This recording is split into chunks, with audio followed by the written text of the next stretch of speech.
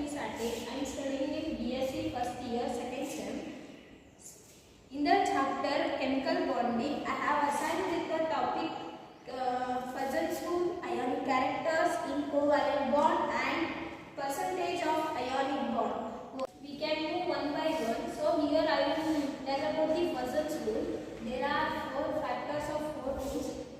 First one is a small positive ion favors a covalence. In small ions, the positive charge is concentrated over a small area.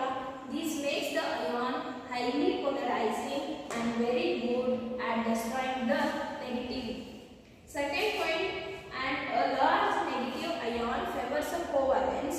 Large ions are highly polarizable, that is highly destroyed by the positive ion, because the outermost electrons are sheltering from the charge on the nucleus by filled shells of electrons. And here is third, large charges on either ion or on both ions favor a covalence.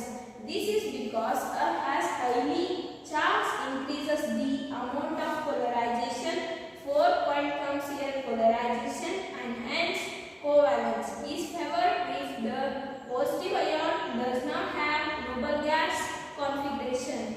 And here are the examples for fajans rule. And here do not have noble gas configuration are the examples Pb2 plus and Bi3 plus. And many transition metal ions Ti3 plus, chromium 2 plus, magnesium Mn2 plus, copper Cu plus.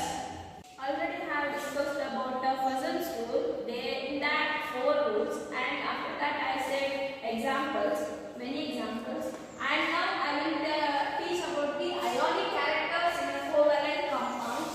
So here are 3 characters.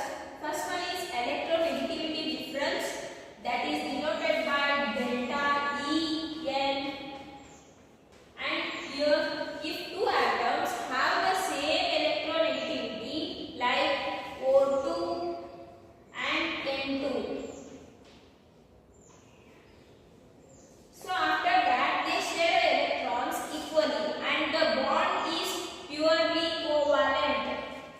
Second point is, if one atom is much more electronegative than the other, it pulls the electrons closer, creating partial charges, that is delta plus and delta minus, which gives the bond same ionic character.